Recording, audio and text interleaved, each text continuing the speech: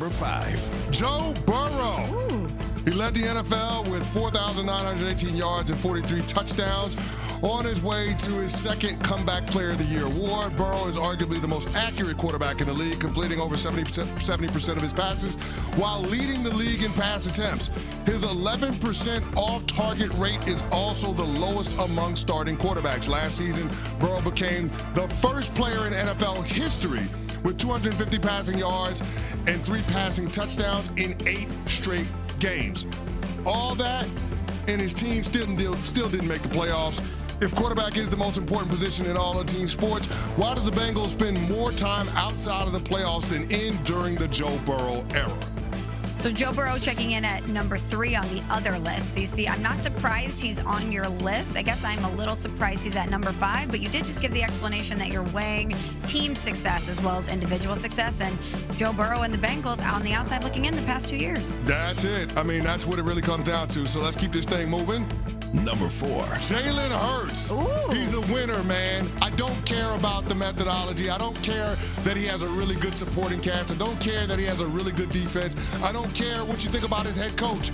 This dude wins. You can have it all set up for you and still not have success, but Jalen Hurts finds a way to win, and we've seen him do it at every single level. He did it in high school in Texas. He did it at Alabama and Oklahoma. He's doing it in the National Football League. You're talking about 4 years as the full-time starter in Philadelphia, and this guy has been in the playoffs all 4 years, and half the time the playoff run ends up resulting in a Super Bowl appearance.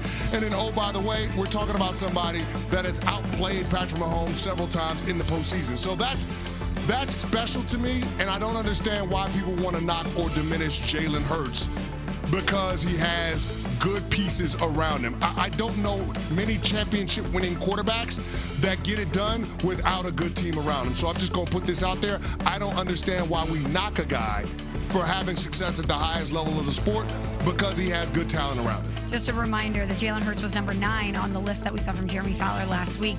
And CC, I think that there's really nothing Jalen Hurts can do outside of maybe repeating and becoming the Super Bowl MVP back-to-back years for people to give him the credit that he deserves.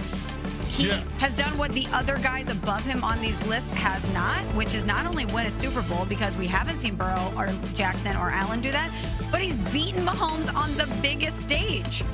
And for some reason, we want to hold his team around him against him, yet we don't do that with Joe Burrow having T. Higgins and Jamar Chase.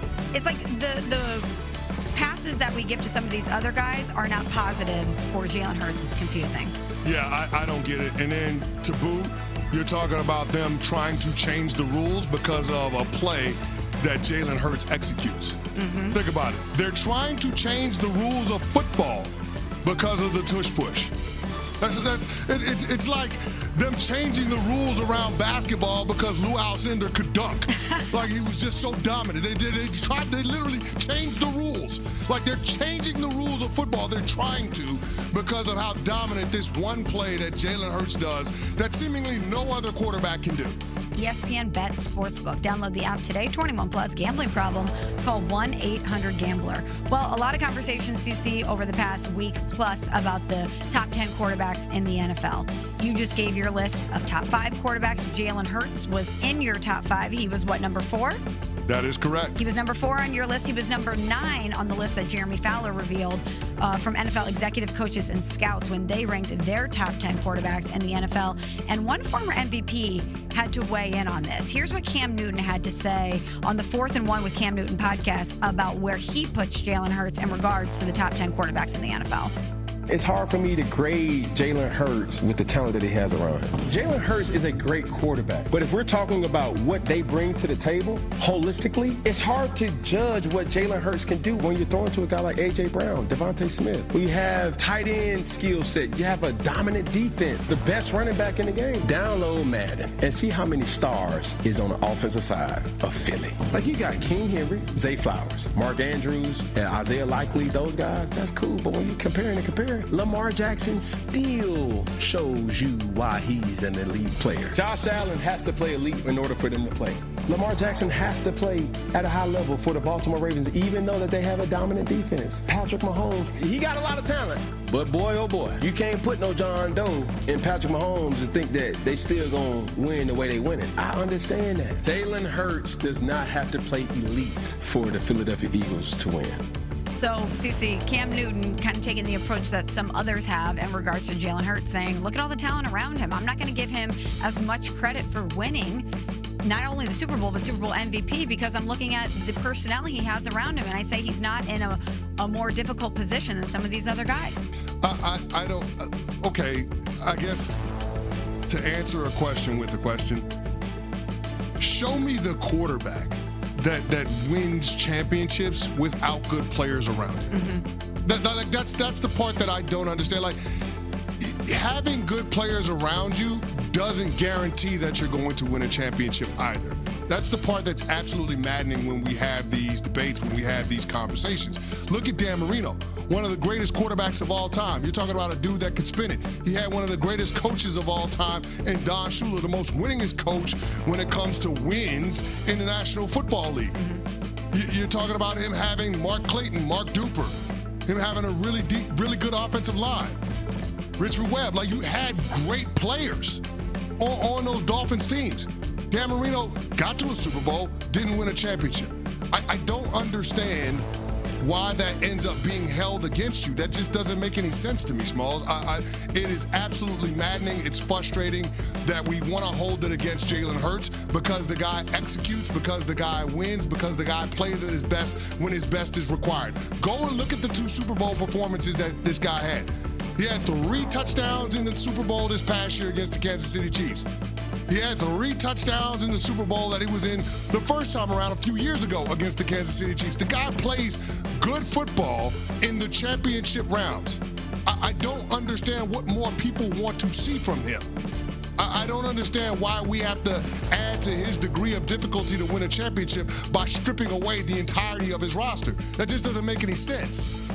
It also doesn't make sense to me, the Joe Burrow comparisons when it comes to Jalen Hurts. Now, if people want to say from a pure football or skill set standpoint, they think Joe Burrow is better than Jalen Hurts, fine. But that's never where the conversation goes, CC.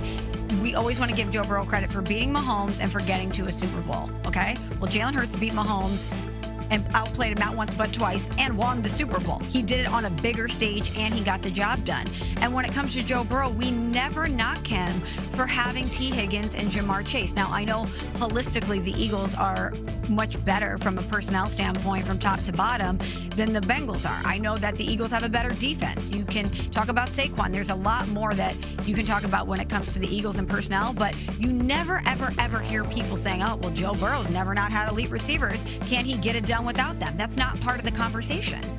Yeah, it's not, Smalls, and I just think it's absolutely ridiculous. Like, talent and great coaching doesn't guarantee that you're going to win a championship. Maybe the most talented team that I've ever been a part of, maybe the most talented team that I've ever seen was that 2007 Dallas Cowboys team. Mm-hmm. I mean, we had Terrell Owens, we had Jason Witten, 2 future Hall of Famers. You're talking about all-pro players on every level of our defense, one of the biggest and most dominant offensive lines. We had Marion Barber and Julius Jones, 2-headed monster, running the football. Like, we had a glut of talent, and we still weren't able to win a playoff game, let alone get to and win a Super Bowl. I don't understand how having talent somehow disqualifies your greatness or diminishes your greatness. It doesn't. If you had the talent and didn't win, that would be the knock against your greatness.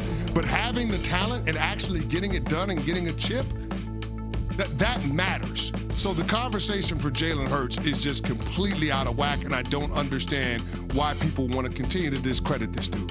I don't understand it either. Hello, xin chào tất cả các bạn. Là mình đây. Bạn là mình sẽ nhìn các bạn những sản phẩm cắt dán đẹp hơn của mình. Tuyệt vời. Cả sự ẩn. Đây trên tay của mình đây. Theo dáng